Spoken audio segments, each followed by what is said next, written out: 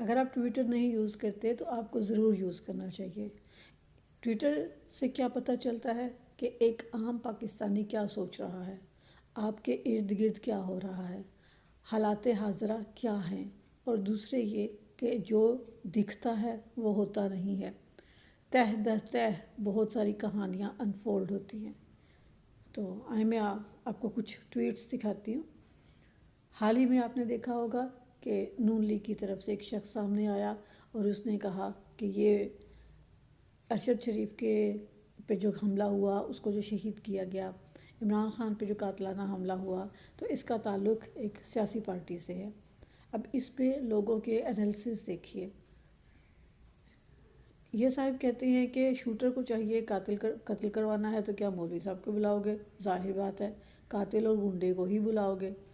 دوسری بات یہ کہ سچائی اور غیرت والی بات اس وقت کیوں نہیں جھانکی جب مجرم اور ملزم عمر فاروق ظہور کے لائیو انٹرویوز کر رہے تھے عمران خان کے خلاف۔ تو یہ آپ کو پتہ ہے کہ اس سے پتہ چلتا ہے کہ لوگ جو ہیں وہ سمجھتے ہیں کہ یہ ایک پلانٹڈ یہ شخص پلانٹڈ ہے، اور اس کو جو یہ بتا رہا ہے ضروری نہیں کہ کہانی وہی ہو، بلکہ اس کے پیچھے جو کہانی ہے وہ اصل کہانی ہے۔ نیچے دیکھیے یہ اس نے کس بات پہ تبصرہ کیا ہے کہ جیو نیوز کی یہ خبر ہے کہ نواز شریف پر ارشد شریف کے قتل کا الزام لگانے والا تسنیم حیدر شاہ وہ خود قتل کیس کا مفرور ملزم نکلا۔ آئیے کچھ اور کمنٹس دیکھتے ہیں۔ اب یہ دیکھیے یہ چاچا افلاطون کہہ رہے ہیں، بلکہ اوپر سے دیکھتے ہیں، وہ کہتی ہیں کہ مسلم نون پہ الزام لگانے والا خود قتل کیس کا مفرور ہے، اور پی ٹی او والے بے حد بیوقوف ہیں۔ وہ جو نواز شریف کی شخصیت کو جانتے ہیں وہ یہ بھی جانتے ہیں کہ وہ ایسی کوئی ہدایت نہیں دے سکتے۔ تو چاچا افلاطون اس پہ کمنٹ کرتے ہوئے کہہ رہے ہیں کہ آپ بتاؤ کہ آج کل لندن میں ان کے ارد گرد کون سا محب وطن پاکستانی ہے؟ زیادہ تو مفرور ہی پائے جاتے ہیں، بلکہ وہ خود بھی ایک مفرور ہی ہیں۔ اب اس کے بعد یہ کمنٹ دیکھیے کہ یہ جو کسی تسنیم حیدر شاہ کا ضمیر جاگنا اور واقعے کے اتنے عرصے کے بعد، مطلب اس کا مطلب بھی کوئی چال ہے، یعنی ان کو وہ یہ سمجھتی ہیں کہ جس پہ شک ہے کہ عمران خان کو اگر ڈرٹی ہیری پہ شک ہے تو وہ نظر سے ہٹ جائے۔ بھئی کیا سب بیوقوف ہیں؟ اتنا وفادار بندہ، وہ بھی نواز شریف کے خلاف، یعنی تسنیم حیدر شاہ جو ہے وہ اتنا وفادار ہے، تو وہ اگر نواز شریف کے خلاف بول رہا ہے تو یہ کوئی اتنی سیدھی بات نہیں ہے۔ سوچے ذرا کیا ضرورت پڑی ایک دم انکشافات کرنے کی۔ وہ کہتے ہیں کہ میں تو انکشاف کرنا چاہتا ہوں، حالانکہ ارشد شریف شہید کیے ہوئے کافی عرصہ گزر چکا ہے۔ تو ایک دم کیسے ضمیر جاگا؟ اگر ان کی کہانی کو آپ غور سے سنیں گے تو آپ کو جھول نظر آئے گا، اور بہت جگہ پہ جھول ہے۔ ایک تو دیکھیے انہوں نے یہ بھی کہا تھا کہ جب یہ پلاننگ ہو رہی تھی 3 دفعہ میٹنگ ہوئی، اور اس کے بعد اس میں یہ پلان ہوا کہ عمران خان لانگ مارچ لے کے جائے گا، جب وزیر آباد جائے گا تو وہاں پہ حملہ کیا جائے گا، لیکن پہلے مریم نواز کو لندن آنے دیں، اس کے بعد پھر یہ پلان پہ عمل ہوگا۔ تو جب مریم نواز پاکستان میں تھی، اس کا مطلب ہے کہ یہ میٹنگ میں باتیں تب ہوئیں۔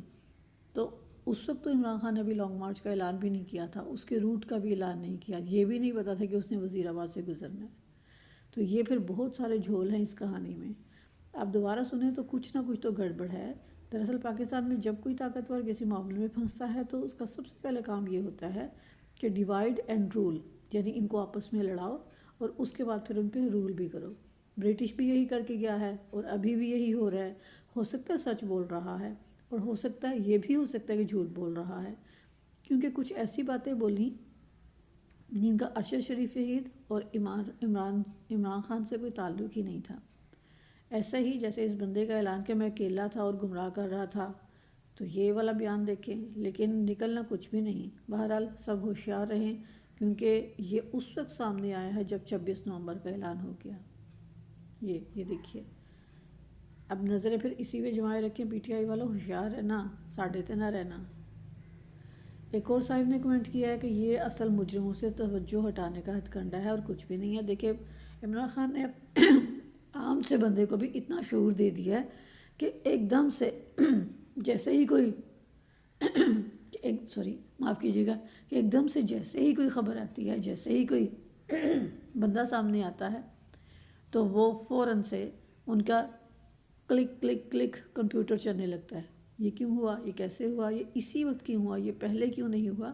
تو اب دیکھیے عوام جو ہے وہ فوراً سے سمجھ جاتی ہے. اب یہ ایل انفارمڈ عوام نہیں ہے، اب یہ لوگ خاصے ویل انفارمڈ ہو گئے ہیں. آگے چلتے ہیں. چلیے اپنا آج کی ویڈیو ایک تھوڑی سی شاعری پہ ختم کرتے ہیں. جو لوگ سمندر میں بھی رہ کر رہے پیاسے، ایک ابر کا ٹکڑا انہیں کیا دے گا دلاسے. برسوں کی مسافت میں وہ طے نہیں ہو سکتی، جو فاصلے ہوتے ہیں نگاہوں میں ذرا سے.